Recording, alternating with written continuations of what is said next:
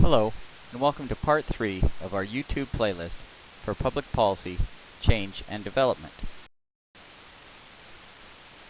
We will now use the Saskatchewan Tobacco Reduction Strategy as an example of healthy public policy in Saskatchewan.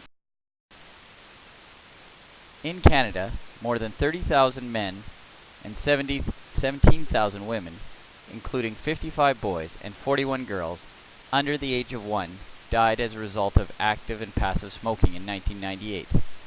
This represents an increase of over 9,000 deaths since 1989. Cigarette smoking, the primary risk factor for the top 3 causes of death, was estimated to be responsible for 22% of all deaths in 1998. Saskatchewan's tobacco reduction strategy has seen the progressive introduction of ever wide-ranging legislation in an effort to reduce the use of tobacco by Saskatchewan residents. Saskatchewan's tobacco reduction strategy includes listing of 2 cessation drugs on the Saskatchewan formulary, no tobacco use on school grounds,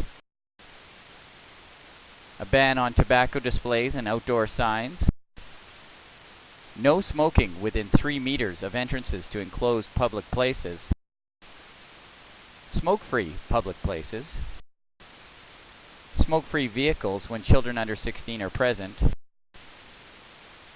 smoke-free workplaces, and finally, no tobacco sales in pharmacies.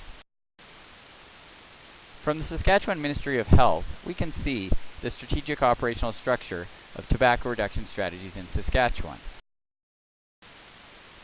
From the government perspective, the tobacco reduction strategy seems to flow from the Ministry of Health through the wider stakeholder group and from there to target population.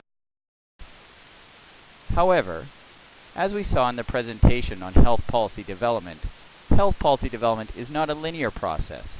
Policy development should be viewed as more of a cyclical process with the key steps of identifying issues, setting objectives concerning that issue, setting a policy to achieve that objective, and establishing methods to give effect to that policy and monitor results, which provide a clear, logical plan for development. The reduction of tobacco use in Saskatchewan has been outpaced by reductions of Canada as a whole, as we can see in this graph. We can see from this slide that from 1998 to 2008, cigarette sales in Saskatchewan have not significantly decreased, despite the introduction of multiple tobacco reduction policies as part of the Government of Saskatchewan's wider tobacco reduction strategy. Health advocates have suggested that the lack of reduction in smoking may be due to the high incidence of smoking in their Aboriginal population and the high percentage of smokers in northern and rural Saskatchewan. Why do you think we are not seeing a decrease in tobacco use despite the introduction of multiple tobacco reduction policies? Does this mean that policy has been unsuccessful as a health promotion strategy to reduce smoking? How do we define policy success? We will now be asking you to reflect on the 3 videos you have watched and log on to the discussion forum to answer these questions and discuss this topic within your discussion groups.